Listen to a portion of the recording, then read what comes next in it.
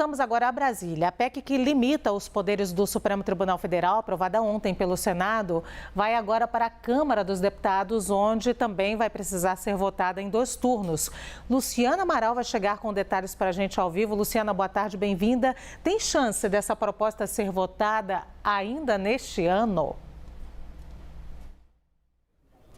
Boa tarde, Luciana. Boa tarde a todos que nos acompanham aqui na CNN.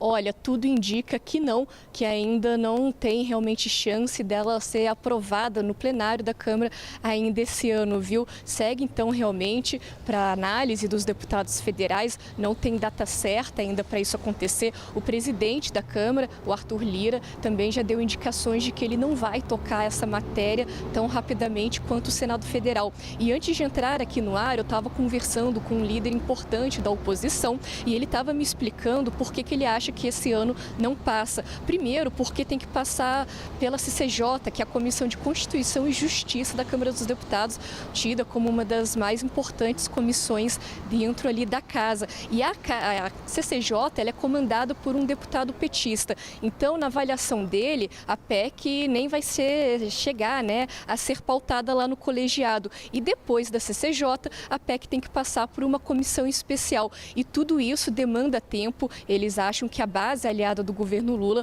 também vai tentar obstruir o andamento dessa matéria e por tudo isso ainda vai levar um tempo, deve ficar mesmo só para o ano que vem. A gente ainda vai ver bastante embate em relação a esse assunto, viu? Em relação a ontem, então, o que aconteceu? A PEC foi aprovada no plenário do Senado em 2 rodadas de votação, como é normal em relação a PECs, por 52 votos a 18. Lembrando que o mínimo necessário era 49 votos favoráveis para aprovar uma PEC. Estava mesmo ali na média esperada pelos defensores da PEC. Eles falavam em 51 votos ou mais. E ontem, 71 senadores marcaram presença no plenário. Os defensores da PEC fizeram uma força-tarefa ao longo desses últimos 2 dias para convencer os senadores a marcarem presença, a registrarem a presença ali e também a virar votos. O próprio presidente do Senado, Rodrigo Pacheco, entrou diretamente dentro dessa articulação. Na votação em si, o PT e o MDB orientaram seus senadores a votarem contra a PEC, mas um movimento que surpreendeu todo mundo foi o do líder do governo no Senado, do Jacques Wagner. Ele disse que pelo governo estava liberado, os senadores poderiam votar como eles preferissem e ele mesmo falou que votaria a favor da PEC, o que ele fez.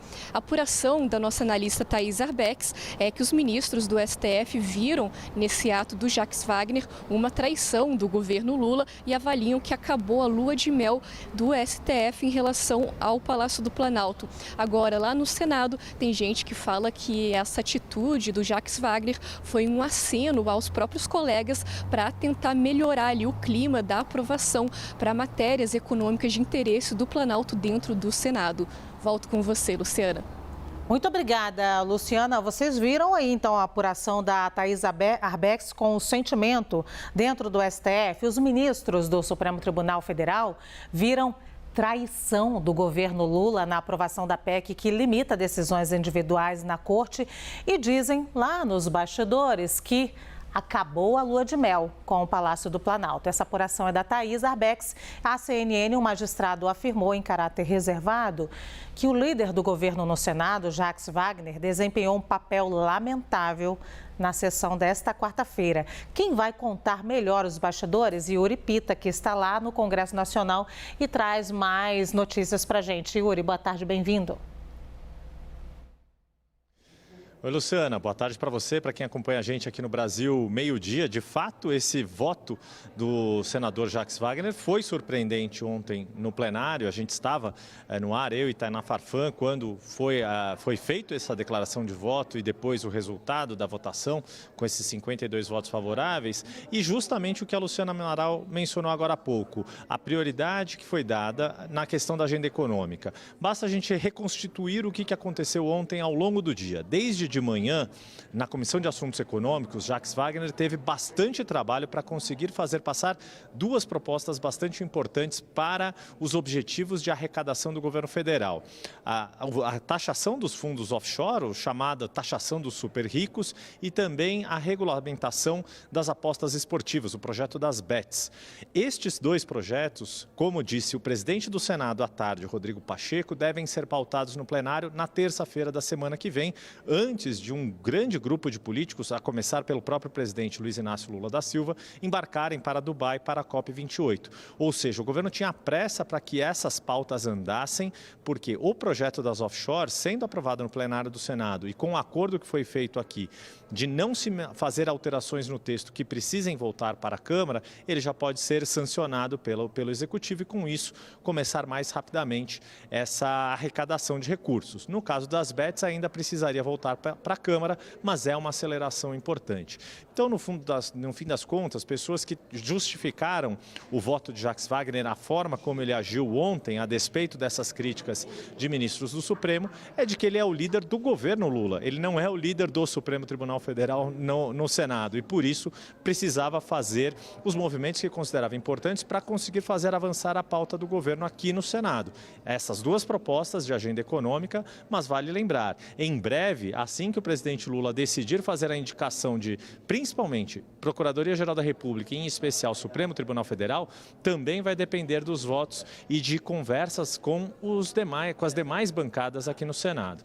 O que um aliado do governo me disse agora há pouco é que, sim, causou um ruído com o Supremo, apesar de todos os gestos do governo de dizer que não iria interferir nessa discussão, mas claro que, e o próprio Jacques Wagner reconheceu, ele é o líder do governo, não há como dissociar uma coisa da outra, mas que com o tempo dá para se, digamos assim, remendar ali, passar a ressaca deste susto que foi o voto de ontem e todo esse ruído que causou com os ministros do Supremo. Luciana. Haverá reconciliação? Yuri Pita, só mais um pouquinho com você para explicar para o nosso telespectador. Ontem nós falávamos aqui que não, ali dentro da PEC, que limita os poderes, não tem nada que alguns ministros do STF julguem que realmente é necessário, não tem nada assim absurdo. Mas a sinalização nesse momento é de que lado eu estou, com quem eu estou. E aí o STF não esperava do governo agora, depois deles serem tão criticados pelos bolsonaristas e continuarem sendo criticados, agora uma espécie de, como apurou a Thaís Arbex, traição. Pois é, não por acaso, agora há pouco estava tendo aqui uma entrevista coletiva do líder do governo no Congresso, o senador Randolfo Rodrigues, em que ele deixou muito claro, fez todos esses gestos de dizer que o Supremo foi fundamental na defesa da democracia, na defesa das instituições, nos momentos em que o próprio Supremo e o sistema democrático foi mais atacado num passado recente e depois em todo o episódio do 8 de janeiro. Então, há, claro, toda uma movimentação do governo de valorizar e de respeitar o Supremo Tribunal Federal, mas ontem a Basília Rodrigues, nossa colega, usou essa expressão aqui da Praça dos Três Poderes, quando um não quer, três não brigam. E o governo tentou ao máximo se distanciar desta briga, sim, que há entre essa rusga que há entre o Congresso Nacional e o Supremo Tribunal Federal, principalmente por causa das decisões monocráticas.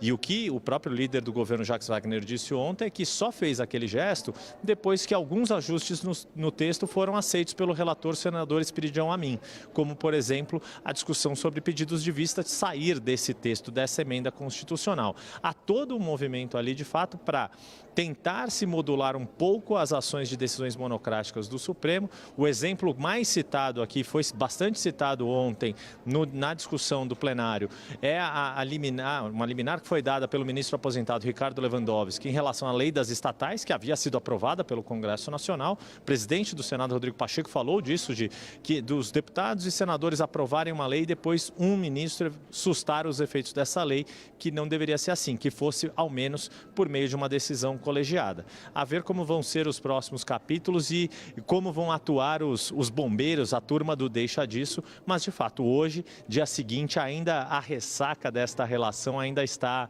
batendo forte aí em dois dos lados da Praça dos Três Poderes. Luciana. Conselho de mãe, Yuri, tudo passa, vamos ver em quanto tempo. Muito bem, obrigada, Yuri Pita.